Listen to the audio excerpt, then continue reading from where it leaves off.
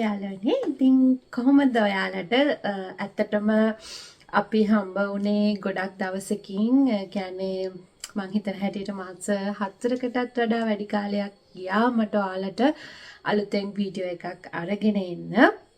ඒකට මම ඔයගොල්ලෝ හැම වගේම සමාව ඉල්ලනවා. චීනේ ගියත් එක්කම ගොඩක් කාර්යබහුල වුණා. ඒකත් එක්ක මට ඔයාලට වීඩියෝ එකක් අරගෙන එන්න ඇත්තටම බැරි වුණා. ඉතින් ඒක නිසා මම ඔයාලගෙන් ආවම පාරක් ඒකට සමාව ඉල්ලනවා. හරි. ඇත්තටම ගොඩක් නංගිලා මල්ලිලාගේ ඉල්ලීම මත අද මම ඔයාලට කියලා දෙන්න යන්නේ ලිටරචර් රිවිව් එකක් ලියන්න. ඒ කියන්නේ සාහිත්‍ය විමර්ශනයක් අපි කොහොමද හරියට කරන්නේ කියන එක සම්බන්ධයෙන්. ඇත්තටම නංගි මල්ලි ඒක ඇත්තටම මට එක වීඩියෝ එකකින් ඔයාලට අරගෙන එන්න බෑ. ඒක නිසා මම හිතුවා සාහිත්‍ය විමර්ශනය පාර්ට්ස් දෙකකින් කියන්නේ වීඩියෝස් දෙකක් ඔස්සේ ඔයාලට අරගෙන එන්න. මොකද ඒක ටිකක් ලොකුයි නංගි මල්ලි. කියන්නේ අපි සාහිත්‍ය විමර්ශනය කරන්න කලින් කරන්න ඕනේ ප්‍රීරික්විසිට්ස් කොටසක් තියෙනවා. ඊට පස්සේ ලියන කොටස ගැන කතා කරන්න තියෙනවා. එතකොට මම අද ඔයාලට කතා කරන්න මේ පළවෙනි වීඩියෝ එකෙන් බලාපොරොත්තු වෙන්නේ සාහිත්‍ය විමර්ශනය කරන්න කලින් අපි කරන්න ඕන දේවල් ගැන තමයි වීඩියෝ එකෙන් කතා කරන්නේ. ඊට පස්සේ මම ඊළඟ වීඩියෝ එක හරහා ඔයාලට සාහිත්‍ය විමර්ශනය හරියටම ලියන්න. ඒ කියන්නේ ඩිසර්ටේෂන් එකකට හරි ආටිකල් එකකට හරි ලියන විදිහ ගැන ඊළඟ වීඩියෝ එකෙන් කතා කරන්න. ඒක නිසා මතක ඇතුව අපේ channel එක subscribe කරලා මේ වීඩියෝ series එකත් එක්ක ටිකටම රැඳිලා ඉන්න. හරි නංගි මල්ලි. අපි දැන් පාඩමට යමු. ඇත්තටම නංගි මල්ලි සාහිත්‍ය විමර්ශනය එහෙමත් නැත්නම් ලිටරචර් රිවිව් එක ගොඩක් නංගිලා මල්ලිලා මේක සම්බන්ධයෙන් කන්ෆියුස් වෙලා ඉන්නවා.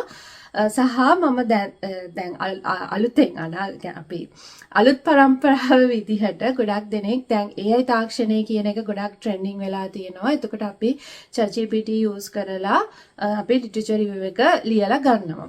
ඇත්තටම ChatGPT use කරලා අපි ලිටරචර් රිවිව් එක ලිව්වා කියලා ඇත්තටම කිසි වැරද්දක් නැහැ. මම ඒකේ වැරද්දක් දකින්නේ නැහැ. මොකද දැන් ඉස්සරහට AI කියන දේ අපිට අත්‍යවශ්‍ය සාධකයක් බවට පත් වෙනවා අපේ එදිනෙදා වැඩ කරගෙන යනකොට. හැබැයි නංගි මල්ලි ChatGPT වලින් උනත් අපි ලිටරචර් රිවිව් එක ලිව්වහම එයා අපිට ලියලා දෙන ලිටරචර් රිවිව් එක හරිද? එතකොට මේක ලියවෙන්න ඕනේ ෆ්ලෝ එක කොහොමද? ඒකේ හරි වැරද්ද හරි බලා ගන්න නම් අපි ලිටරචර් රිවිව් එක ලියන්නේ කොහොමද හරියටම කියන එක සම්බන්ධයෙන් අපිට දැනුමක් තියෙන්නම අනිවාර්යයෙන්ම අවශ්‍යයි. එතකොට තමයි අපිට එයා මොකක් හරි වැරදි මාර්ගයක යනවා නම් wrong side යනවා නම් අපිට පුළුවන් commands දීලා එයාව හරි මාර්ගයට අරගෙන එයාගෙන් ඒ හරි output එක ගන්න.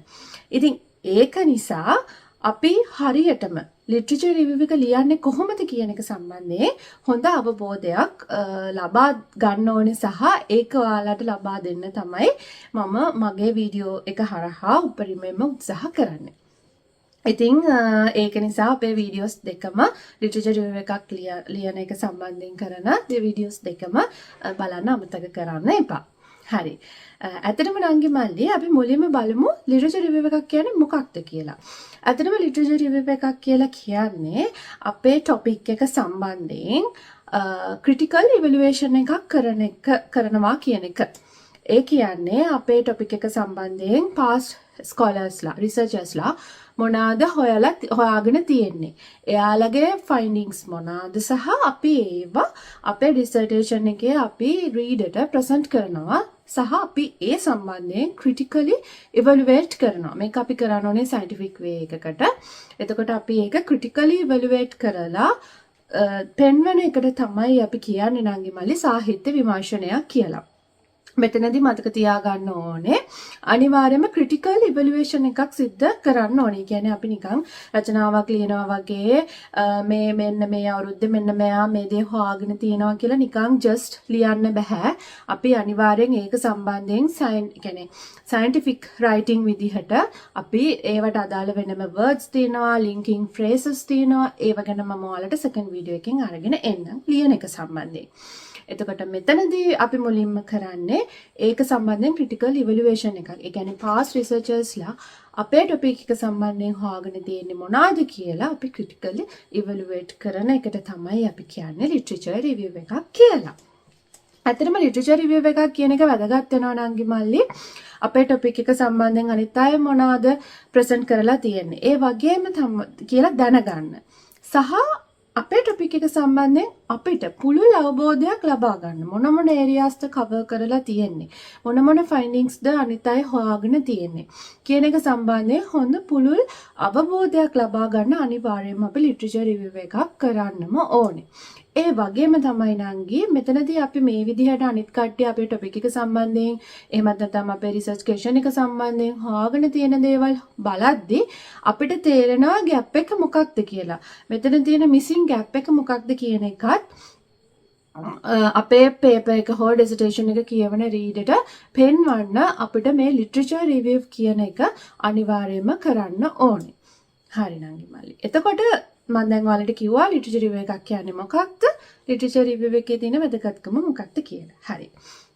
ඊට පස්සේ අපි ලිටරචර් රිවිව් එකක් කරනකොට සලකා බලන්න ඕනේ. කියන්නේ අපි ලිටරචර් රිවිව් එකක් කරනකොට අපි මේන්ලි ඒ කියන්නේ මම ඔයාලට කිව්වනේ අපි ලිටරචර් රිවිව් එක පටන් ගන්න කලින් දේවල් ටිකක් කරන්න ඕනේ කියලා. සහ පස්සේ දේවල් ටිකක් කරන්නත් ඕනේ කියලා කිව්වනේ. එතකොට මේ හැම එකටම ස්ටේජස් 4ක් කින් තමයි අපි ඒක කවර් කරන්නේ. ඒතකොට ලිටරචර් රිවිව් එකක් ලියද්දී අපි ස්ටෙප්ස් 4ක් යටතේ ලිටරචර් රිවිව් එක ලියන එක සම්බන්ධයෙන් කතා කරන්න පුළුවන්. මෙතනදී නංගි මල්ලි පළවෙනි ස්ටෙප් එක තමයි අපි ආටිකල් සර්ච් කරන්න ඕනේ. අපි අනිවාර්යයෙන්ම ලිටරචර් රිවිව් එකක් කරන්න කලින් අපිට අදාළ අපේ ටොපික් එකට අදාළ වෙන ආටිකල්ස් අපි සර්ච් කරලා බලන්න ඕනේ. හරි නංගි මල්ලි. මම ඔයාලට කියවනේ ෆස්ට් ස්ටෙප් එක සර්ච් කරන එක කියලා. එතකොට නංගි මල්ලි අපි සර්ච් කරනකොට මුලින්ම අපි කරන්න ඕන ඔයාගේ ටොපික් එක ඔයා කොලේක හරි එහෙම නැත්නම් ඔයාගේ වර්ඩ් ડોකියුමන්ට් එකේ හරි හොඳට ලියා ගන්න. ටයිප් කරගන්න. ඊට පස්සේ ඒ ටොපික් එක දිහා බලාගෙන ඒකට අදාළ වෙන කීවර්ඩ්ස් මොනවාද කියලා ඔයා අයිඩෙන්ටිෆයි කරගන්න. for example කියන්නේ උදාහරණයක් විදිහට ගත්තොත් මම මගේ කරපු ස්ටඩි එකක් උදාහරණයක් විදිහට අරන් ඔයාලට කියලා දෙන්නම්. The post harvest processing the impact of post harvest processing technologies for the pepper farmers well-being. එතකොට ඒක තමයි මගේ topic එක වෙන්නේ. මම ආයෙමත් topic එක කියන්නම්. The impact of post adoption of post harvest processing technologies for the pepper farmers well-being. හරිද? එතකොට මේ topic එක දිහා බලපුවාම අපිට මේකේ තියෙන keywords කීපයක් identify කරගන්න පුළුවන්. ඒ කියන්නේ post harvest processing technologies, pepper, farmers well-being, adoption of technologies. ඔන්න ඔය විදිහට අපි අපේ topic එකට අදාළ වෙන keywords ටිකක් ඔයා වෙනම note down කරගන්න. හරිද නංගි මල්ලි? ඊට පස්සේ ඔයා second step එක විදිහට කරන්න ඕනේ මේ keywords වලට අදාළ වෙන synonyms. ඒ කියන්නේ ඒකට අදාළ වෙන සමාන වචන මොනවාද කියලාත් ඔයා වෙනම අපහු ලියා ගන්න. ඒ කියන්නේ දැන් උදාහරණයක් විදිහට farmers ලගේ well-being එක. එතකොට farmers ලගේ well-being එක ගැන කතා කරොත් අපිට ඒකට උදාහරණ කියන්නේ synonyms විදිහට ගන්න පුළුවන් livelihood එක. එහෙම නැත්නම් farmers ලගේ welfare එක. ඔය විදිහට අර ඔයාලගේ ඒ word එකට අදාළ වෙන synonyms මොනවාද කියලා ඔයාලා වෙනම note down කරගන්න. දැන් මගේ topic එකට අදාළව ගත්තොත් post harvest technologies කිව්වොත් එතකොට අපිට ගන්න පුළුවන් diffusion of technologies. ඊට පස්සේ innovation of technologies, diffusion of innovations. ඔය වගේ අර සමාන වෙන වචන සමාන විදිහට යන ඒවා තියෙන words අන්න ඒ විදිහට synonyms ටිකකුත් වෙනම පැත්තකින් ලියා ගන්න. හරි. දැන් මම ඔයාලට පෙන්නන්නම් අපි කොහොමද laptop එකෙන් search engines හරහා මේ keywords ගහලා articles හොයාගන්නේ කියලා. හරි ඩංගි මල්ලි. දැන් මම ඔයාලට පෙන්නන්නම් කොහොමද keywords ගහන්නේ අපි use කරන search engines වල. මෙතනදී නංගි මල්ලි මම මුලින්ම ඔයාලට කියන්නම් ඔයාලගේ study area එකට අදාළ වෙන වැඩිපුරම අදාළ වෙන search engine එක select කරගන්න. මෙතනදී මම ඔයාලට රෙකමන්ඩ් කරනවා Google Scholar කියන search engine එක අපිට ගොඩක් wide range එකක articles හොයාගන්න පුළුවන්. ඊට අමතරව medical science students ලට medical වලට අදාළව articles හොයාගන්නවා නම් මේ PubMed කියන search engine එක අපිට use කරන්න පුළුවන්. ඊට අමතරව management සම්බන්ධ studies කරන නංගිලා මාල්ලාට මේ Emerald Insight කියන search engine එක හරහා ඒකේ තියෙන journals ගොඩක්ම high quality journals management studies වල තියෙන. එතකොට ඔයාලට management studies කරන නංගිලා මල්ලට මේ Emerald Insight කියන මේ search engine එක හරහාත් ඔයාලට අදාළ වෙන හොඳ articles හොඳ collection එකක් ගන්න පුළුවන්. ඊට අමතරව science direct එක. එතකොට මේක science සම්බන්ධව science field එකේ ඉන්න නංගිලා මල්ලාට වැදගත් වෙනවා මේ search engine එක. එතකොට මම ගොඩක් වෙලාවට use කරන්නේ Google Scholar එකයි Emerald Insight එකයි Science Direct එකයි. මොකද මගේ degree program එක යන්නේ management and science mix එකක්. එතකොට මම agri business management නිසා එතකොට මට ඕන වෙනවා Google Scholar එකයි Emerald Insight එකයි මේ Science Direct කියන එකයි. එතකොට මම වැඩිපුරම use කරන්නේ මේ Google Scholar කියන එක. මොකද එතනින් මට ගොඩක් wide range එකක articles මට ගන්න පුළුවන් නිසා. හරි නංගි මල්ලි මම අද ඔයාලට පාඩම කියලා දෙන්න එක Google Scholar search engine එකෙන් කරන්නේ කොහොමද කියලා. ඒ කියන්නේ හැම search engine එකෙම එක වගේ මේකෙන් කරන්නේ කොහොමද කියලා උදාහරණයක් විදිහට මම ඔයාලට කියලා දෙන්නම්. හරි. එතකොට මම ගත්තු topic එක තමයි the impact of post harvest processing technology adoption on pepper farmers well-being කියන topic එක. එතකොට නංගි මල්ලි මේ topic එකේදී මම ඔයාලට කිව්වනේ මුලින්ම keywords ටිකක් identify කරගන්න කියලා. ඊට පස්සේ මම කිව්වා ඔයාලට synonyms උත් identify කරගන්න කියලා. දැන් මෙතනදී නංගි මල්ලි අපි ගත්තු keywords හිතන්න උදාහරණයක් විදිහට මම ගන්නවා well-being. හරිද? farmer well-being කියලා අපි ගහමුකෝ keyword එක. farmer well-being.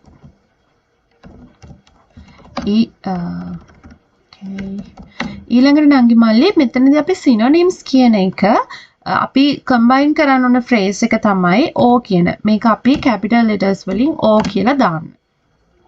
O farmer livelihood. එතකොට මේ well-being කියන එකට synonym එකක් විදිහට මම හොයාගත්තා livelihood කියන එක. මේවට ඔයාලා අදාළ කෙනෙක්. ඉංග්‍රීසි හොඩියේ වචනම හරියන්නේ නැහැ. මොකද අපි research එකක යන්නේ technical words නිසා. ඒක නිසා මෙතනදී ඔයාලා synonyms හොයාගන්නකොට ඔයාලගේ study එකට ඔයාලගේ technical words වලට හරියටම ගැලපෙන විදිහටම synonyms හොයාගන්න. එතකොට මේ synonyms අපි synonyms එක search කරනකොට Google Scholar එකේ අපි මේ O කියන phrase එක මේක හොඳට බලා ගන්න. මේ capital letters වලින් අපි මේක ගහන්නේ මේ O කියන phrase එක through search කරන්න ගන්න. හරි. මේ දැන් ඔයාලට පේනවා ඇති මෙතනදී livelihood කියන එකයි well-being කියන එකයි දෙකම keywords විදිහට ඇවිල්ලා අපිට ඇවිල්ලා තිනවා articles. හොඳද? එතකොට ඔයාලා දැන් livelihood සම්බන්ධයෙන් variables හොයාගන්නකොට literature review එකේදී variable definitions දෙන්නකොට theories හොයාගන්නකොට ඔයාලට මේ articles through ඔයාලට අදාළ වෙන විස්තර sub topics යටතේ අදාළ වෙන details හොයාගන්න පුළුවන්. මෙතනදී තව අනිවාර්යෙන් වැදගත් වෙන දෙයක් තමයි නංගි මල්ලි ඔයාලා articles download කරනකොට at least දැන් මේ 2025 නේ. එතකොට ඔයාලා articles download කරද්දී අඩුම 2021 වගේ විතර ඉඳන්වත් articles ගන්න. මොකද ගොඩාක් පරණ articles වල updated details නෙවෙයි තියෙන්නේ. එතකොට ඔයාලට lit එක ලියාගෙන යනකොට අදාළ gap එක identify කරගන්න හරියට බැරි වෙනවා පරණ articles වලින් ගත්තොත්. මොකද ඊට පස්සේ තායි articles ගොඩක් ඇවිල්ලා තියෙනවානේ. එතකොට ඔයාලට gap එක හරියට identify කරගන්න බැරි වෙනවා. ඒ නිසා අනිවාර්යයෙන්ම අවුරුදු 5ක් වඩා හොඳයි අවුරුදු 3ක වගේ පරතරයක තියෙන articles ගන්නවා නම්. දැන් theories වලට වගේ නම් හිම බෑ. theories අපි define කරලා තියෙන්නේ පරණම scholars ලානේ. එතකොට ඒවට අමතරව අපි අපේ lit එක ලියාගෙන යනකොට findings ගැන විස්තර කරගෙන යනකොට අනිවාර්යයෙන්ම අවුරුදු 5ක් හෝ 3ක් ඇතුළත articles ගන්න අමතක කරන්න එපා. ඊට අමතරව තව සැලකලා බලන්න ඕන දෙයක් තමයි citations ගාන. දැන් බලන්නකො නංගි මල්ලි මෙතන මෙන්න මේ ආටිකල් එක citations 201ක් තියෙනවා. A review of ecosystem services, farmer livelihoods and value chains in shade coffee agro ecosystems. එතකොට මේක තියෙන්නේ මේ shade coffee agro ecosystems ගැන තමයි මෙතන මේ විස්තර කෙරිලා තියෙන්නේ. pepper ගැන මොකද අපි pepper කියන එක කොහෙවත් search කරේ නැහැනේ. එතකොට මෙතන හැම livelihood ගැන විස්තර කරලා තියෙනවා. ඉතින් ඔයාලට මේ වගේ දෙයක් use කරලා livelihood ගැන විස්තර ලියන ඒවට use කරන්න පුළුවන් මේ තියෙන articles. එතකොට මෙතන මේ article එක ඔයාලගේ study එකට ගොඩාක්ම related වෙන article එකක්. citations 201ක් තියෙනවා.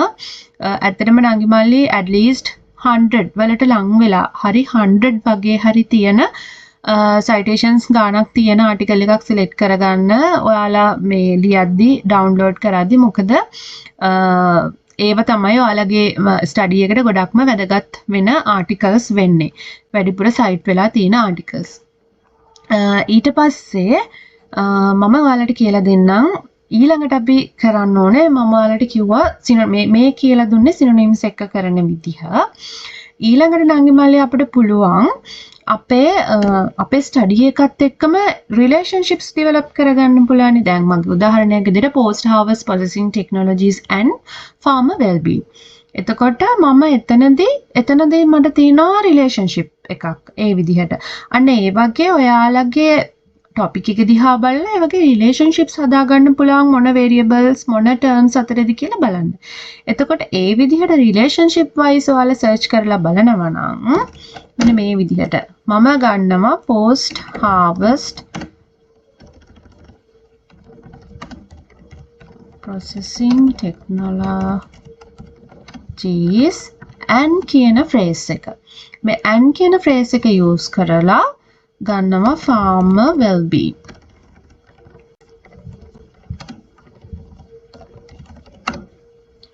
හරිද? post harvest processing technology adoption කියලා. හරිද? එතකොට මෙතනදී ඔයාලට pepper වලට specify කරලා ගන්න ඕන නම් මෙතන pepper farmer කියලා දාන්න. මම ඔයාලට explain කරන්න ඕන නිසා එහෙම දාන්නේ නැහැ. මේ විදිහට දානවා. මේ ඔයාලා relationships develop කරගන්න පුළුවන් අවස්ථාවලදී මෙන්න මෙහෙම keywords ගහලා මේ and කියන phrase එක use කරලා මෙන්න මේ විදිහට ගහන්න. එතකොට ඔයාලට මේක search කරාම මේ adoption and impacts of improved post-harvest technologies on food security and welfare of maize farming household in Tanzania. එතකොට මෙතන මේ තියෙන maize farmers ලා ගැන. එතකොට ඔයාලට මේකම adapt කරලා ගන්න පුළුවන් ඔයාලගේ study එක කරන විදිහට paper වලට. එතකොට මේ විදිහට මේක articles 68ක් මේ cite කරලා තිනවා. ඒකත් යම් තාක් දුරකට හොඳ article එකක්. දැන් මේකේ තියෙනවා factors determining the adoption of impact of post-harvest storage technology.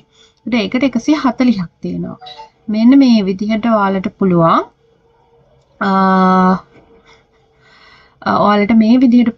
Articles download කරගන්න. එතකොට මෙතන තියෙනවා impact of new technology adoption for pepper post harvest processing farmers well-being මේක මං කරපු ආටිකල් එකක්. අර ඒ විදිහට මේක නම් මේ 2025 තමයි පබ්ලිෂ් උනේ. එතකොට ඉතින් තාම citations නැහැ.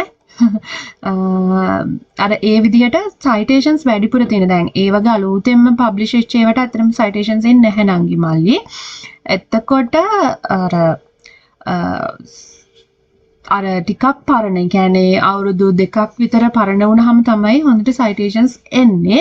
ඉතින් මම ඔයාලට recommend කරන්නේ citations අඩුම 100ක්වත් තියෙන article එකක් download කරලා ගන්න කියලා ඔයාලට articles download කරලා ගන්නකොට. එතකොට මේ විදිහට relationship wise ඔයාලට මේ define කරගන්න ඕන නම් මෙන්න මේ විදිහට ඔයාලගේ terms අතර relationship එකක් එක්ක කරද්දී and කියන phrase එකත් එක්ක දාලා මේ search කරන්න. ඊට පස්සේ මම ඔයාලට කියලා දෙන්නම් අපි pepper කියන එක දාලා දැන් ස්පෙસિෆිකලි pepper වලටම අපි හිතමුකෝ ස්පෙસિෆිකලිම pepper වලටම ඔයාලට ඒ කියන්නේ pepper වලට අදාළ වෙනම post harvest processing technologies ගැන විතරක්ම හොයන්න ඕනේ. දැන් මෙතන maize ගැනත් තියෙනවානේ. එතකොට අපි double inverted commas දාන්න ඕනේ. මෙන්න මේ විදිහට double inverted commas දාන්න මෙන්න මේ ආකාරයට. right. sorry.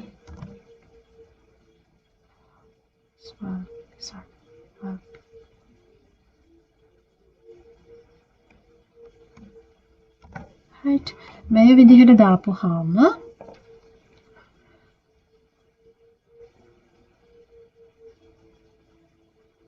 මේ වචනෙන්ම නැහැ කියලා කියන්නේ මෙහෙම දාන්නේ නංගි මල්ලි මේ විදිහටම එන්න ඕන මෙන්න මේ විදිහටම නම් එන්න නැහැ කියලා තමයි මෙතන කියලා තියෙන්නේ. එතකොට අපි චුට්ටක් ඊට පස්සේ ඊට වඩා චුට්ටක් වෙනස් කරලා බලනවා. අපි නිකන් farmer well-being වගේ දාමු.